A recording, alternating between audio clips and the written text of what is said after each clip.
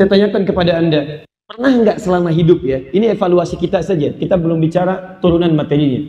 Pernah nggak antum selama hidup keluarkan semua jenis sholat yang disebutkan di Quran dan hadis? Berapa SKS Anda pernah kumpulkan materi sholat itu? Satu aja yang paling sederhana. Pernah nggak Anda keluarkan, ini sholat fardu saya, subuh sampai dengan isya. Itu wajar. Yang jadi pertanyaan, di luar itu pernah nggak? Ragam sholat saja jangan-jangan kita nggak pernah kenal.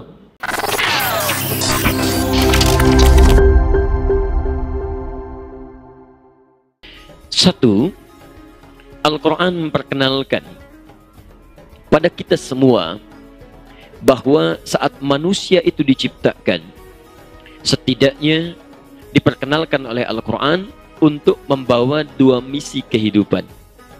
Jadi kita itu sejak mulai hidup, bahkan ayahanda kita yang pertama kali diturunkan ke bumi, bahkan sejak mulai diciptakan dan diperkenalkan pada malaikat dan jin yang lebih dulu diciptakan oleh Allah, maka diperkenalkanlah dua fungsi kehidupannya. Apa itu? Satu, Quran surah ke-51 Adz-Dzariyat ayat ke-56. Perhatikan kalimatnya. Wa ma khalaqtul jinna wal insa illa liya'budun. Ini fungsi yang pertama. Wa ma makna nafi. Ingat makna nafi. Kalau nafi itu meniadakan segala hal yang mesti ditepikan. Tiadakan. Tidak diakui. Ingat ya, kalimatnya tidak diakui. Wa ma khalaqtul jinna wal ins. Tidaklah aku ciptakan jin dan manusia. Jin biarkan dengan alamnya. Kita sekarang bahas tentang manusia saja. Illa liya'budun. Illanya isbat. Kecuali, lihat cara menerjemahkannya. Tujuan dari penciptaan itu supaya mereka menjadikan aktivitasnya sebagai ibadah kepadaku. Perhatikan cara menerjemahkannya. Illa kecuali li. Li-nya lil ghayah. Karena li dibagi dua bagian umumnya dalam bahasa Al-Quran. Satu, lil mulkiyah. Untuk kepemilikan. Jadi kalau untuk manusia milkiyah, untuk Allah mulkiyah. Makanya ada surah Al-Mulk, bukan Al-Milk. Ingat ya. Karena bagi Allah, mulk itu yang paling tinggi. Milkun bisa dimiliki manusia, tapi mulkun hanya pada Allah subhanahu wa ta'ala. Sekarang perhatikan. Ada lam yang harakatnya i, fungsinya menunjuk pada kepemilikan. Walillahi ma fis samawati wa ma fil ar. Li lillah. Punya Allah semua yang ada di langit dan di bumi. Punya antum sebagian yang ada di bumi. Lihat, peci itu punya siapa? Punya saya. Tapi Anda nggak bisa memiliki yang dipunya Allah. Siapa yang punya langit? Boleh angkat tangan. Halo? Tidak ada. Siapa yang punya bumi? Tidak ada. Jadi kepemilikan kita dengan Allah beda.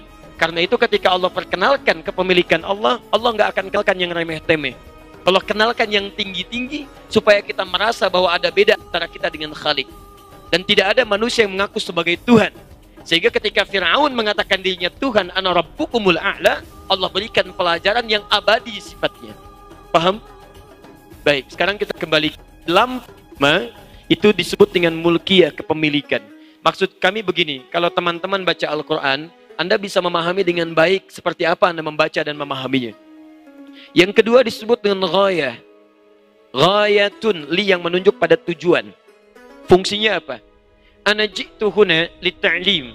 Saya datang ke sini untuk mengajar. Antum ji'tum huna litta'allum. Sedangkan Anda datang ke sini untuk belajar. Ingat teman-teman ya, ta'lim itu mengajar. Ta'allum itu belajar. Jadi kalau Anda katakan, saya mau ta'lim dulu ya, artinya Anda mau mengajar. Saya pulang. Enggak ya? Di ta'lim itu mengajar, orangnya disebut mu'allim. Ya. Ta'allum itu belajar, orangnya disebut muta'allim. Gaya boleh, tapi benar harus. Baik ya? Kemana? Taklim dulu nih. Masya Allah, ngajar. Sini ya. Li-nya itu ghayah, menunjuk pada tujuan. Baik, lihat baik-baik kalimatnya. Awas, kadang-kadang ini jadi tegas untuk kita maknanya. Kata Allah, saya nggak ciptakan manusia. Tujuan penciptaannya kecuali untuk ibadah. Jadi kalau Anda ada yang kemudian jadi manusia dan Anda tidak ibadah, berarti Anda sedang keluar dari tujuan penciptaan hidup. Kalau bahasa tegasnya, seakan-akan Anda nggak dianggap hidup oleh Allah. Karena tujuan hidup itu untuk ibadah. Sama dengan gini, maaf ya, semua yang datang ke sini tujuannya untuk belajar. Jadi kalau Anda datang ke sini tidak belajar, seakan-akan Anda nggak serius datang ke sini. Keluar dari tujuan Anda. Bapak Ibu sekalian yang belajar, silahkan masuk. Yang tidak belajar, silahkan tunggu di luar. Mustahil ada orang tiba-tiba kemudian masuk ke dalam dan dia belajar. Nah sekarang lihat kalimatnya. Saya tidak ciptakan manusia, kata Allah, kecuali tujuannya untuk ibadah. Artinya kalau ada manusia yang tidak ingin ibadah dalam hidupnya, maka maaf, dia sedang keluar dari esensi kemanusiaannya. Satu, apa tujuan hidup kita? Ibadah. Satu, ibadah. Wujud ibadah, saya agak cepat dan singkat ya, supaya kita mengembalikan pada yang mudah. Wujud ibadah itu adalah amal saleh. Ingat itu. Wujud ibadah disebut dengan amal saleh. Lihat Quran surah 103. Tadi saya bacakan. Wal 'asr innal insana lafi khusr. Lihat kalimatnya insan, menunjuk pada setiap personal dan menggunakan alif lam. Alif lamnya istighraq, menunjuk pada semua. Seakan-akan ingin menunjukkan bahwa fungsi kita ini nggak bisa diwakilkan pada orang lain. Jelas ya? Aduh, kalau urusan ibadah, saya nitip aja deh. Ntar saya ikut. Nggak bisa.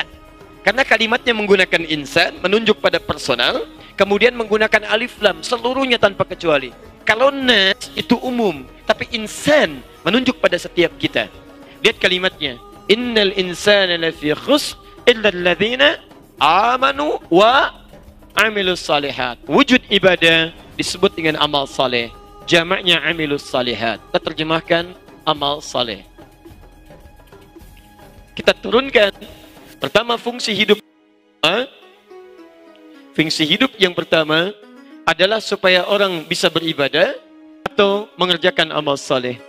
Kalau kita tutup yang persamaannya, setiap orang hidup, maka tujuan hidupnya yang pertama untuk beramal saleh. Paham? Pertanyaannya, sampai dengan malam ini, berapa amal soleh yang pernah antum kerjakan? Jangan-jangan dari sekian kehidupan yang pernah kita titi, lebih banyak amal salahnya dibandingkan dengan amal solehnya. Bahkan nama di KTP tertulis 2 nama, amal soleh. Tapi buatan salah. Jadi kalau sampai saat ini, belum terkumpul kemudian amal soleh yang dianggap layak oleh Allah, maaf, berarti Anda belum masuk dalam esensi penciptaan kemanusiaan. Jelas begini? Baik, apa wujud amal soleh itu? Yuk kita terjemahkan. Lihat rumusnya baik-baik ya. Setiap ada kalimat amal soleh, itu senantiasa bersanding dengan iman.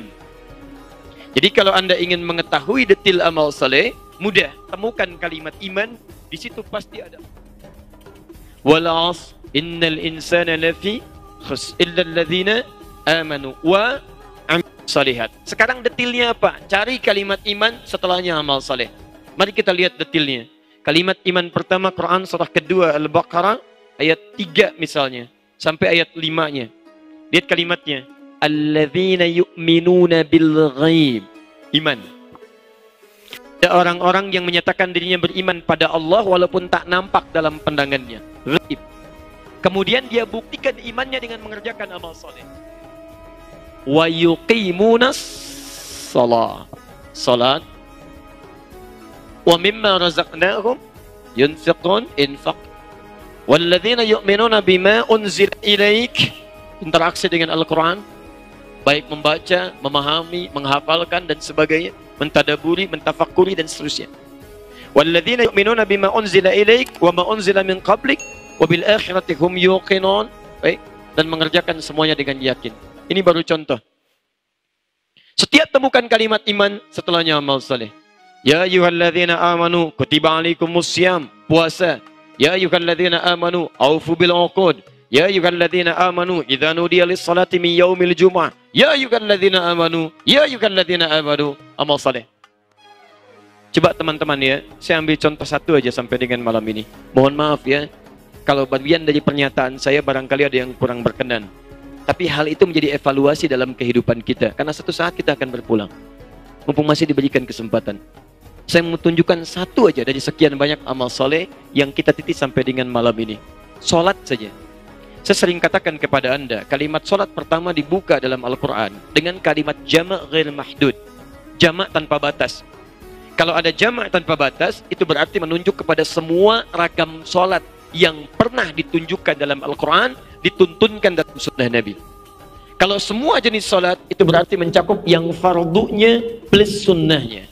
Karena itu bentuk tulisannya ditulis dengan alif, lam, sad, lam, wawu, fathah tegak, ta. Gini.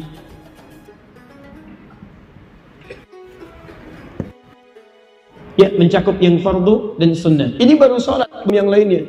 Saya tanyakan kepada Anda, pernah nggak selama hidup ya? Ini evaluasi kita saja. Kita belum bicara turunan materinya. Pernah nggak antum selama hidup keluarkan semua jenis sholat yang disebutkan di Quran dan hadis? Lalu Anda bikin menunya misalnya. Hei Anda yang pernah belajar bertahun-tahun hanya untuk mencari dunia. TK sekian tahun, SD 6 tahun, SMP 3 tahun, SMA 3 tahun, S1 4 tahun, S2 2 tahun, S3 2 tahun. Berapa tahun Anda kumpulkan untuk mengejar dunia?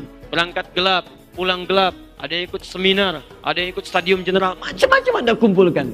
Pertanyaan saya, dari sekian menu dunia yang pernah Anda rinci, sampai Anda tegaskan, mau kuliah sekian SKS, ini materinya, Anda pelajari, saya tanya pada antum, kurikulum kehidupan Anda pernah nggak Anda keluarkan?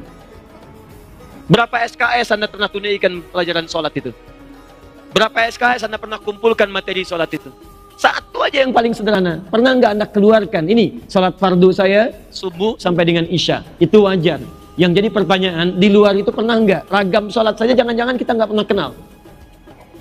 Tahajud, qiyamul lail, rawatib yang 12 rakaat, syuruk itu, duha itu, sholat wudhu itu.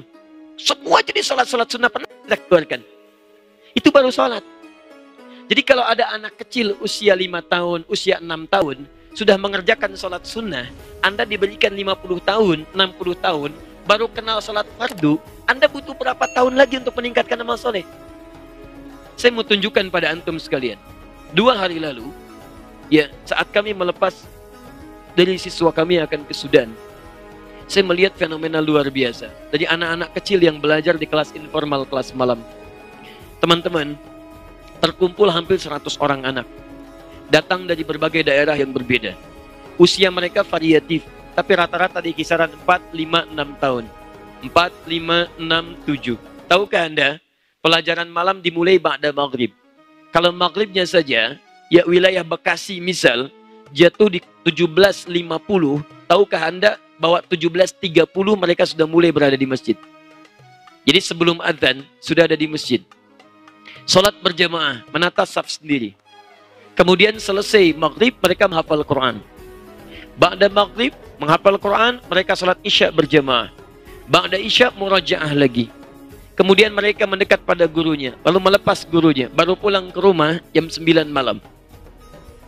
Anak usia 4-5 tahun, maaf sebelum adzan, sudah datang ke masjid. Salat berjamaah, mereka menghafal Quran. Isyanya berjamaah, murajaah Al-Quran. Jadi kalau Anda diberikan 40 tahun, 50 tahun, mohon izin, sampai malam ini pun sudah puluhan tahun diberikan, bahkan sudah qomat belum tergerak ke masjid juga, Anda butuh berapa tahun lagi untuk mengalahkan anak-anak usia 4-5 tahun? Berita kurang menyenangkannya, mereka belum taklif. Jadi belum ada kewajiban beban ibadah, tapi sudah mau ibadah. Belum adzan, Masya Allah, sudah ke masjid.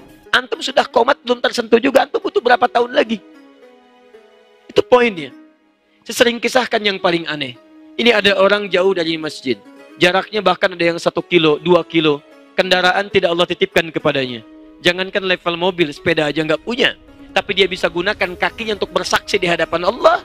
Saat semua dikunci. Al-yawma nakhtimu ala afwahihim wa tukallimuna aydihim wa tashhadu arjuluhum. Ingat. Kakinya bersaksi. Dia gunakan kakinya untuk ke masjid datang. Supaya disaksikan di hadapan Allah. Anda yang Masya Allah, rumah dekat dengan masjid. Jaraknya tidak sampai kiloan. Bahkan ada yang 5 meter, ada 10 meter. Kendaraan lengkap.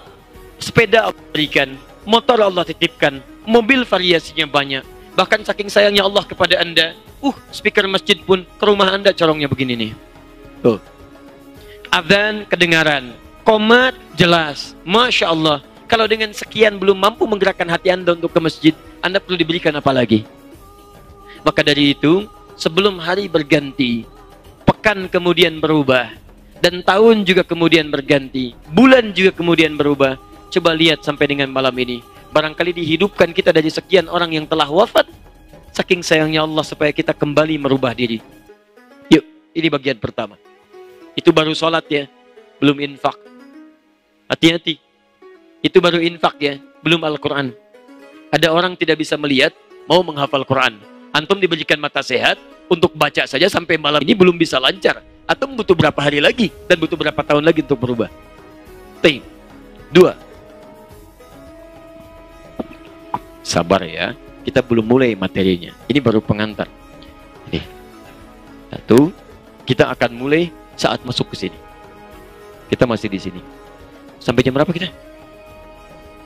Insya Allah. Saya jam 9 lewat dikit pulang, antum sampai jam 12 silahkan di sini ya. Silahkan untuk hijrah di sini ya. Baik. 2. Nih. Jadi ini fungsi yang pertama. Ingat baik-baik ya. Maksudnya nanti ketika kita akan berhijrah, kita tahu kemana mesti berhijrah. 2. Fungsi hidup manusia diisyaratkan di Quran untuk menjadi khalifah. Ingat, khalifah. Bahkan saking tingginya misi ini, itu Allah hanya tunjuk manusia, bukan malaikat. Malaikat memberikan isyarat tidak ditetapkan oleh Allah. Hanya manusia. Quran surah kedua ayat 30. Paling kiri sebelah atas. Wa idh qala rabbuka lil malaikati inni ja'ilun fil ardi khalifah. Dan ingatlah, tuh kata Allah, ingat. Antum mesti ingat. Awas, disebutkan ingat karena ada yang lupa. Itu masalahnya. Bukankah kalau orang sudah lupa suka nggak ingat? Halo? Iya kan? Bagaimana cara mengingatkannya? Bagaimana cara mengingatkan orang lupa? Jadi ingatkan, gampang ingatkan. Ingatkan pada apa yang ia lupakan. Karena itulah dalam bahasa Al-Quran diistilahkan dengan kalimat simpel. Dan ingatlah. Hei, ingat ya, ingat. Fungsi hidup kita itu bukan sekedar antum hidup, berangkat gelap, pulang gelap, kadang tertawa, kadang sedih. Bukan cuma itu. Ingat baik-baik kata Quran. Bahkan saking tingginya fungsi kehidupan ini, kami sampaikan ini pada malaikat. Malaikat mesti tahu nih. Nih fungsi saya ciptakan manusia. Malaikat, kamu mesti tahu. Apa fungsinya? Lihat, inni ja'ilun fil ardi khalifah. Saya jadikan manusia itu di bumi sebagai khalifah. Di bumi sebagai khalifah. Apa itu khalifah? Halo? Pemimpin apalagi? Halo? Sudah ya. Kita sudah belajar cukup lama di sini. Dan kita tahu kaidahnya. Dalam pelajaran kita tidak boleh ada mengarang. Karena mengarang cuma ada di bahasa Indonesia. Baik, kalau tidak tahu cukup katakan Allahu a'lam. Jadi apa artinya khalifah? Kalau antum tidak tahu jadi khalifah, antum hidup selama ini jadi apa?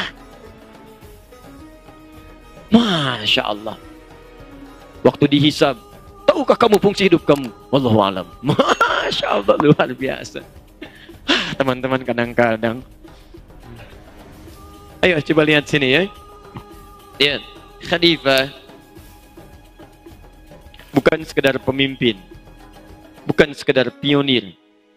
Pertama, kata khalifah itu dari kata khalafa, yang menggantikan. Menggantikan. Kalau sudah menggunakan jenis sifat pakai tak di ujungnya, itu berarti menunjuk sifat saling, terus. Jadi pertama kita diberikan kesan bahwa kehidupan kita ini akan saling menggantikan satu dengan yang lainnya. Wafat, kemudian generasi pertama, muncul generasi kedua. Wafat generasi kedua, muncul generasi ketiga. Kemudian ayahnya meninggal dunia, anaknya meneruskan. Anak meninggal dunia, cucunya meneruskan.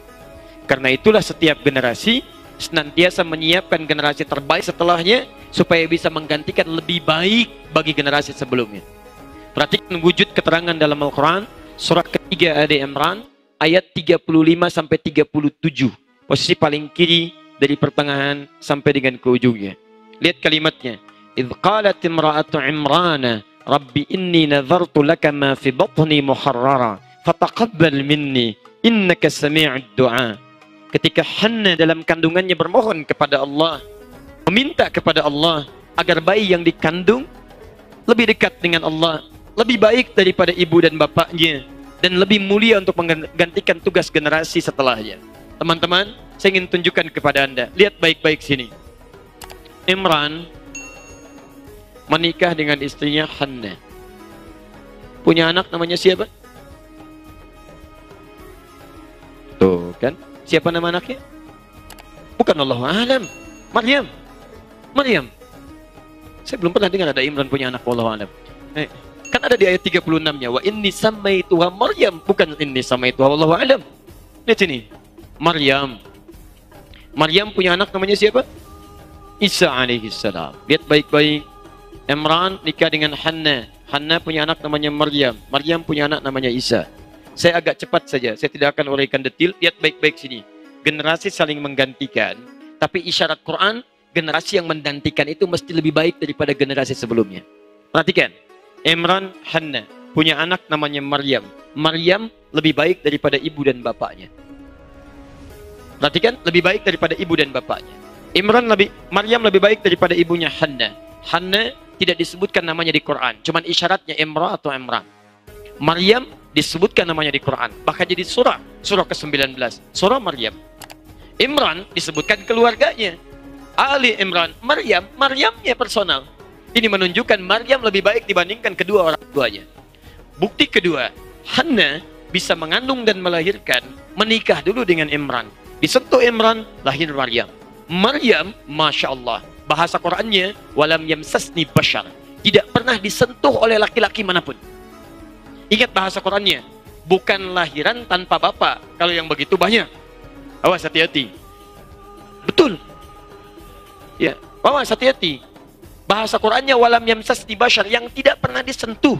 Kalau yang tidak pernah disentuh artinya hanya satu. Ingat baik-baik ya, kalau di Quran disebutkan namanya langsung, bahkan plus bin atau bintinya, ini menunjukkan bahwa peristiwa itu hanya akan terjadi pada orang ini, tidak akan terjadi pada orang-orang yang lainnya. Walaupun dia mencoba untuk memiliki nama yang sama. Makanya kalau ada Maryam-Maryam yang lain, Quran menegaskan bukan Maryam yang itu, tapi Maryam binti Imran. Iwas, ingat baik-baik ya. Maryam binti Imran. Wa Maryam ibnata Imran. Bukan Maryam binti Asep, bukan Maryam binti Dadang, bukan Maryam binti Adi, tapi Maryam binti Imran. Untuk menegaskan jangan ada lagi Maryam yang mengaku seperti Maryam yang ini, karena yang ini spesial. Maryam ini lebih baik daripada ibu dan bapaknya. Pertanyaannya, Maryam Nabi bukan? Rasul bukan? Bukan. Maryam punya anak siapa namanya? Isa. Masya Allah. Isa laki-laki perempuan? Laki-laki, kayaknya Isa bin Maryam. Ingat, bin itu artinya anak laki-laki. Binti artinya anak perempuan. Jadi jangan selalu dipahami bin dengan binti itu menunjuk pada nasab. Juga bisa diartikan anaknya, pada gendernya. Ada yang mengatakan, Ustadz kok Isa bin Maryam? Betul, yang salah Isa binti Maryam. Bin itu anak laki-laki, binti anak perempuan. Jadi menerjemahkannya, Isa bin Maryam. Isa anak laki-lakinya Maryam. Jelas? Pertanyaannya, Isa Nabi bukan? Rasul bukan? Oh, ingat-ingat dulu. Siapa yang Rasul? Bapak Rasul. Masya Allah. Halo. Ada Rasul di sini, luar biasa. Saya hampir berapa tahun kajian di sini baru menemukan ada Rasul malam ini. Assalamualaikum.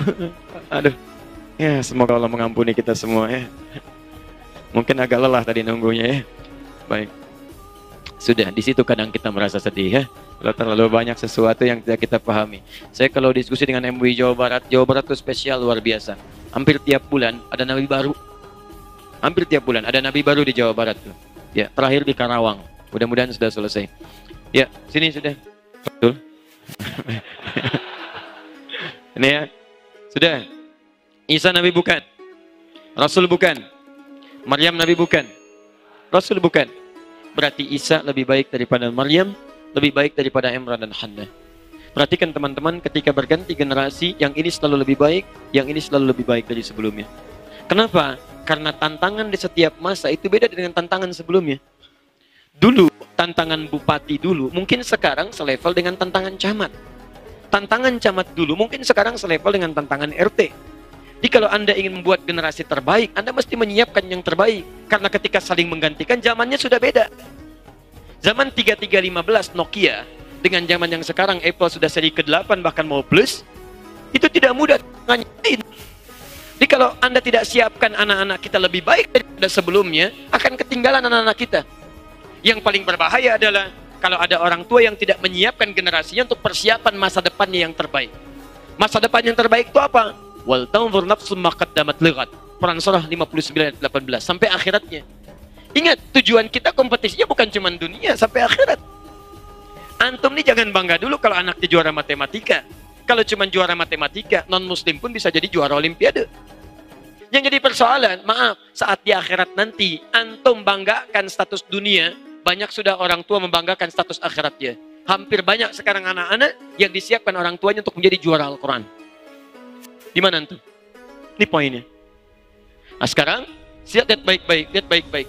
Fungsi yang kedua manusia disebut dengan khalifah, mengisyaratkan akan saling menggantikan, tapi pada hal apa dia menggantikannya? Quran surah 21 ayat 105. Belum selesai.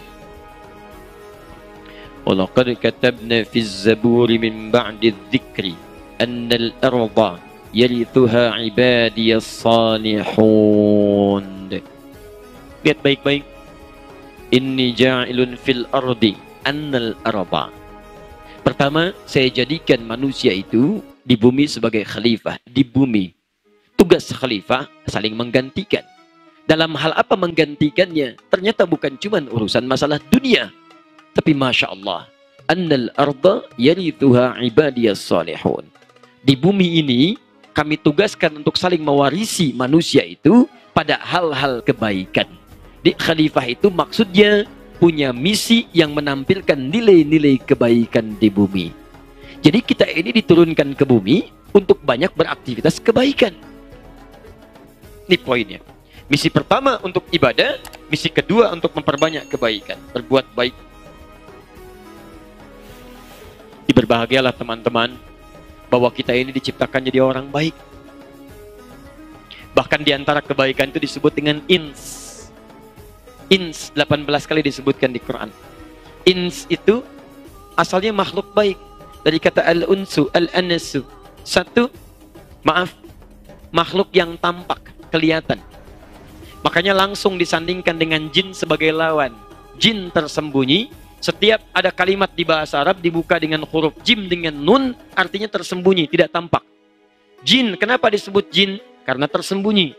Jannah, surga, kenapa disebut jannah? Jim dengan nun, karena belum nampak dalam pandangan kita sekarang. Janin, dalam perut perempuan, kenapa disebut janin? Karena tidak nampak dalam pandangan kita. Coba kalau janinnya kelihatan, janin, Masya Allah, repot itu kehidupan. Tidak nampak.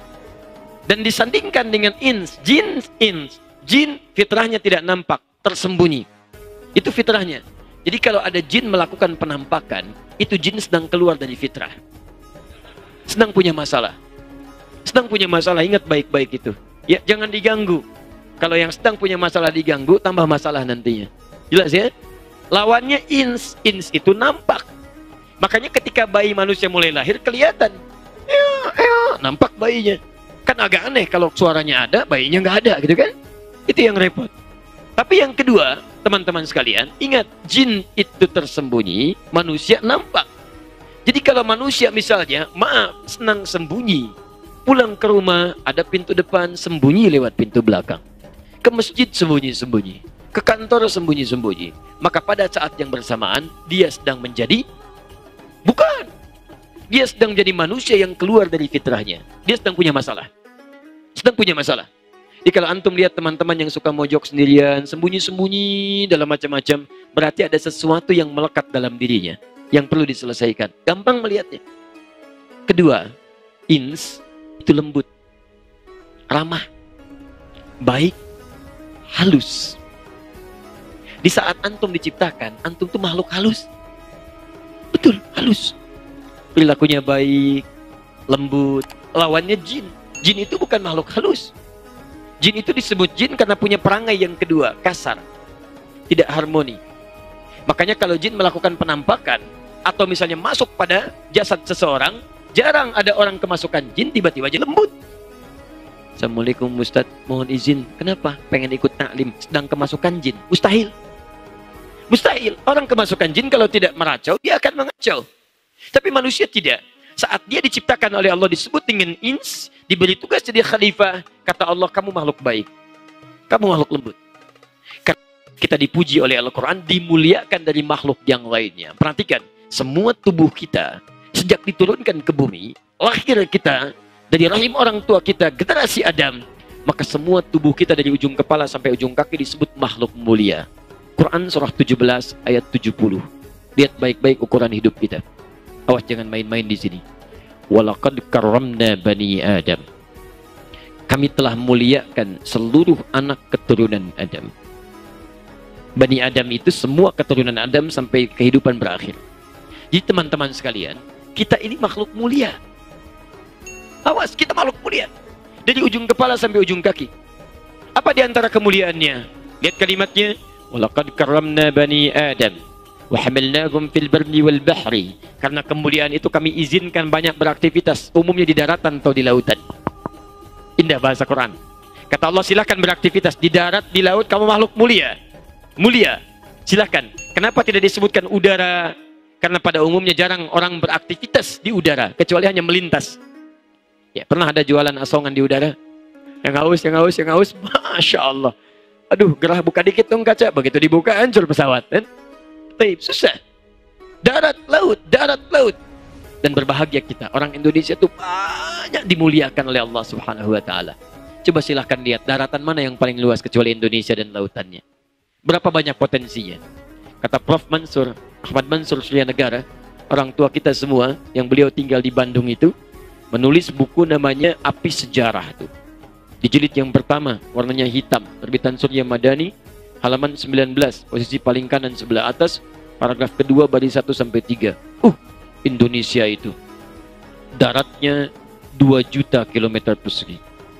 Lautnya 3.200.000 kilometer persegi. Darat lautnya 5.200.000 kilometer persegi. Pulaunya, saya pernah ke Abu Dhabi. Di Abu Dhabi itu ingin membuat pulau buatan. Satu pulau Anda bayangkan, triliunan mereka siapkan. Ini Ustadz sebagai pencegahan kalau ada tsunami, air laut naik, maka akan menghantam pulau ini dulu. Isinya kosong. Cuman buat dihantam air laut aja. Menyiapkannya triliunan. Kita, saking sayangnya Allah orang Indonesia, 13.677 pulau di Indonesia. Itu pun belum termasuk Pulau Gadung, Pulau Gebang, Pulau Mas tuh. Luar biasa. Nah, warazaqnahum at-thayyibat. Karena ini makhluk mulia, maka kami hanya berikan rizki-rizki yang baik saja, yang mulia juga. Perhatikan baik-baik ya, lihat baik-baik. Jadi kita makhluk mulia, seluruh tubuh kita dari ujung kepala sampai ujung kaki mulia. Karena itulah semua organ tubuh kita hanya diperkenankan oleh Allah beraktivitas yang mulia saja. Mulai dari pikiran, kita tidak boleh berpikir yang buruk-buruk. Inna ba'dadhanni itsm. Awas, kata Quran, sebagian dari prasangka kita itu akan jadi buruk, bahkan dosa. Jadi karena kita makhluk mulia, maka prasangka kita pun hanya yang baik-baik saja. Mau melihat, maaf, mata. Saya sering katakan, karena kita makhluk mulia, maka mata kita dijaga oleh Allah untuk tidak melihat yang tidak mulia. Laki, Quran surah 24 ayat 30. Perempuan ayat 31. Kullil mu'minina yaghuddu min absarihim. Katakan pada pria-pria beriman, matanya hanya boleh lihat yang baik-baik saja. Jadi maaf, kenapa kita dilarang untuk melihat yang tidak baik? Karena kita makhluk mulia. Jadi kalau antum sedang mengamati yang tidak baik, itu mohon izin ya, Anda sedang merendahkan kemuliaan Anda di hadapan Allah Subhanahu wa Ta'ala. Jadi kalau Anda tiba-tiba melihat yang tidak baik, seakan-akan Allah tidak menghendaki kemanusiaan kita. Cukuplah Anda jadi manusia mulia untuk melihat yang baik-baik. Jadi kalau Anda lihat handphone ada tayangan yang tidak baik, Anda palingkan, karena Anda makhluk mulia. Jalan ke tempat taklim, melihat misalnya gambar yang tidak baik, palingkan, karena Anda makhluk mulia. Ketika Anda menyaksikan hal yang tidak bagus, maka Anda sedang merendahkan martabat Anda di hadapan Allah Subhanahu wa Ta'ala. Dan Allah, Maaf ya, Anda kelihatan teman saja, lihat gambar yang tidak bagus, Anda malu. Kenapa Anda tidak merasa malu ketika dilihat Allah? Kenapa Anda tidak merasa malu? Coba cek sampai dengan hari ini. Mohon izin, ini baru mata ya. Katanya mau hijrah. Katanya mau baik dalam pandangan Al-Quran. Jangan cuma ganti pakaian. Pakaian ganti. Kalau laki-laki begini, kalau perempuan sudah begini, hijabnya begini. Kalau belum begini, belum hijrah. Pakaian begini, kalau begini belum hijrah. Kalau nggak seperti ini, belum hijrah. Cek dulu, jangan tinggi-tinggi kita bicara. Nih yang ini nih. Jangan-jangan pakaian bagus, tapi pandangan tidak bagus. Hati-hati. Jangan-jangan pakaian, celana sudah tidak isbal, tapi mulut pada isbal. Hati-hati. Lisannya isbal, matanya isbal, tangannya isbal. Melebihi apa yang tidak wajar dalam ketentuan Al-Quran dan Sunnah Rasulullah SAW. Coba cek. Ayo, mulai berubah ya. Begitu lihat handphone, bagus. Palingkan. Bagus ya? Balik lagi. Sama aja itu. Sudah. Dan cepat. Saya sering katakan kepada Anda mengelak dengan cepat sampai ke ujung kaki. Kaki kita itu mulia. Makanya ketika jalan, orang mulia itu beda. Quran surah ke-25, ayat 63. Masya Allah. Mau jalan ke hotel mulia. Orang mulia, lain cara jalannya. Wa ibadur rahmanil ladzina yamshuna 'alal ardi hauda. Hamba Allah yang penyayang itu, kalau jalan-jalannya tawadhu, tidak sombong. Tawadhu. Dan disebut hamba Allah yang penyayang. Jadi kalau Anda kemudian jalan, kaki Anda dipakai sombong, saat yang bersamaan Anda tidak diaku oleh Allah sebagai hamba Allah yang penyayang. Anda tidak diaku orang tua, Anda bisa kecewa. Siapa yang tidak merasa kecewa kalau tidak diaku hamba oleh Allah? Ayo. Para pendosa saja kalau tobat disebut hamba Allah. Quran surah ke-39 ayat 53. Ini dosa sedemikian besar. Qul ya ibadiyalladzina asrafu ala anfusihim la taqnatu min rahmatillah. Katakan Muhammad pada hamba-hambaku yang merasa banyak dosa tapi mau taubat, jangan putus asa dari rahmat Allah. Ini orang sombong. Jadi begitu dia sombong tidak mau bertobat, tidak diaku. Makanya setan, iblis, ketika dia merasa sombong daripada Adam, ana khairun minhu, khalaqtani min narin wa khalaqtahu min tin. Saya lebih hebat daripada Adam. Kau ciptakan saya dari api, dia dari tanah. Tidak levelnya. Yang dicipta dari api nyembah, sujud kepada yang dicipta dari tanah. Tidak diaku oleh Allah. Ukhruj, keluar. Keluar. Kamu bukan bagian dari hambaku yang taat. Keluar, pergi. Coba Anda bayangkan. Jadi ketika Anda jalan dalam keadaan yang tidak baik, Anda sedang tidak diaku oleh Allah Subhanahu wa Ta'ala sebagai hamba. Makanya Antum coba mikir-mikir dulu kalau mau sombong. Hati-hati. Quran surah 31 ayat 18. Wala tamshi fil ardi maraha. Jangan jalan, jangan terlalu congkak. Fir'aun sombong, selesai. Fir'aun punya kedudukan, ngaku Tuhan bahkan, ana rabbukumul a'la. Kemudian sombong. Hei teman-teman yang punya kedudukan, saya kasih tahu dari sekarang ya. Fir'aun tuh kedudukannya hebat sekali. Dia raja, punya pasukan besar, banyak ditakuti, kata-katanya menggelegar. Jadi kalau bicara, kalau tidak suka sesuatu, bukan cuma membuat kita tegang, tapi bisa menghadirkan kehilangan nyawa. Saya tidak suka dengan rambutnya itu. Tolong pisahkan kepala dari badannya. Oh, kepala dari badannya. Fir'aun tuh. Fir'aun. Ini bukan nyuruh cukur. Cukurnya sekalian dengan lehernya. Fir'aun. Luar biasa. Ngaku Tuhan. Banyak kedudukannya. Bala tentara banyak dan sebagainya. Tapi sombong habis. Terus antum. Kedudukan tidak seperti Fir'aun. Pengen ikutan sombong. Antum telat. Ketinggalan. Ketinggalan. Dan keterlaluan. Hei yang punya kekayaan, mau sombong? Dulu sudah ada Qarun. Quran surah 28 ayat 76 sampai dengan 80. Dan qadarullah ini dua-duanya satu masa, satu zaman, satu tipe. Pengusaha hitam bertemu dengan penguasa zalim. Inna Qaruna kana min qaumi Musa. Qarun itu termasuk kaumnya Musa. Fabagha alaihim, sombong dengan hartanya. Jadi kalau togo, sombong dengan kedudukan. Bagho, sombong dengan harta. Mirip tapi berbeda. Karena itu ketika Fir'aun disebutkan togo, idhab ila Fir'auna innahu togo. Qarun disebutkan bagho, inna Qaruna kana min qaumi Musa fabagha alaihim. Apa kesombongannya? Karena harta bendanya kaya. Wa inna mafatihahu latanu'u bil usbah. Dan sungguh kunci-kunci gudang hartanya, bahasa Qur'annya gudang harta, bukan berangkas. Kalau brankas masih kecil ukurannya, paling segini. Ini gudang. Kalau gudang segimana sih? Kunci gudang hartanya saja tidak sanggup dipikul oleh bodyguard yang mengiringnya kemanapun dia jalan. Jadi ciri khas Korun itu kalau jalan, di belakangnya bodyguard cuman ngangkat kunci gudang hartanya saja. Masya Allah, saya tuh. Tuh lihat belakang. Lihat, mau ngambil, ambil aja. Ini aja ngangkat kuncinya susah, situ mau ngambil. Masya Allah. Korun. Tapi hancur. Fakhasafna, kami tenggelamkan seluruhnya. Antum sekaya apa sih? Jadi pengen bersaing dengan Korun? Jauh. Korun itu sekarang hartanya masih diburu. Harta karun, harta Korun. Harta antum siapa yang buru? Coba cek. Terus Anda pengen ikutan sombong kayak Korun? Aduh.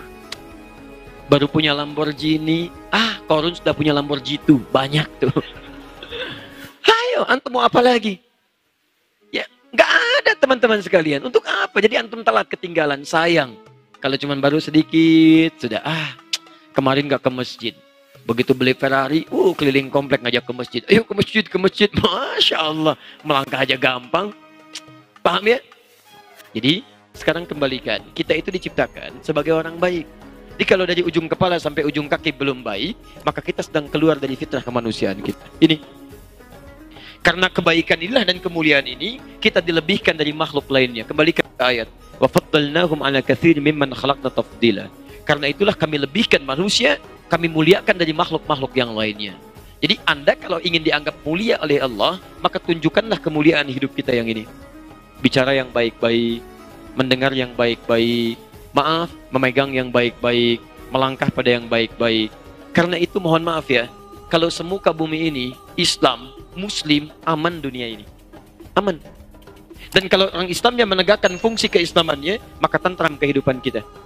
Demi Allah saya katakan, kalau seorang sadar, ini saya bingung saya sekarang ini. Orang kok mudah sekali. Bukan cuma tuduh orang. Bukan cuma melontar perkataan yang buruk. Bunuh orang kayaknya ringan sekali. Bagi orang beriman, tuh mikirnya bukan 2 kali, berkali-kali dia. Quran surah 4 ayat 92. وَمَنْ يَقْتُلْ مُؤْمِنًا مُتَعَمِّدًا فَجَزَاؤُهُ جَهَنَّمُ. Siapa yang sengaja membunuh, menghilangkan nyawa satu orang saja beriman, maka balasannya neraka jahanam. Khalidan fiha, kekal di dalamnya. Wa ghadiballahu alaihi, Allah murka kepadanya. Wa la'anahu, dilaknat oleh Allah. Wa a'adda lahu 'adzaban 'azima, dan disediakan siksa berlipat. Muslim sehat yang mana yang punya cita-cita masuk neraka jahanam? Muslim yang mana yang ingin dilaknat oleh Allah? Muslim yang mana yang ingin dibenci Allah? Muslim yang mana yang ingin mendapatkan ganda balasan dari Allah Subhanahu wa taala? Mustahil. Mustahil. Karena itu, maaf ya. Coba cek sampai malam ini, berapa fungsi tubuh kita yang sudah keluar dari nilai kebaikan. Jangan-jangan antum kesini pernah membuat kalimat yang tidak wajar. Sampai orang tua pun pernah menangis karena kata-kata antum. Bahkan belum sempat minta maaf, orang tua sudah meninggal dunia. Santai berangkat ke tempat taklim, tapi pasangan menangis karena kata-kata yang kasar itu. Coba cek lagi. Anak-anak pernah kecewa, teman-teman pernah marah. Ini teman-teman sekalian. Hati-hati ya. Ini poinnya.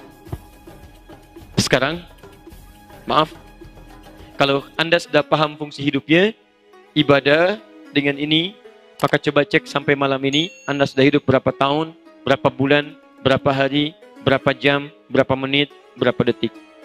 Lalu lihat bekal kita sampai dengan malam ini, dan pertanyakan, layaklah kita untuk meminta surga kepada Allah dengan semua bekal yang telah kita kumpulkan. Orang dulu, begitu disampaikan kalimat ini, banyak yang kemudian menangisi dirinya dan kemudian berusaha untuk jadi lebih baik. Sehingga yang tadinya semakin buruk, bahkan disebut dengan jahiliyah, tiba-tiba menjadi manusia paling utama ketika mereka mau berubah. Kenikmatan dunia Allah berikan, akhirat mereka genggam. Bahkan ada di antara mereka yang disebut oleh Nabi SAW lewat lisannya yang mulia, masuk surga tanpa hisab. Karena itulah kita mesti berubah.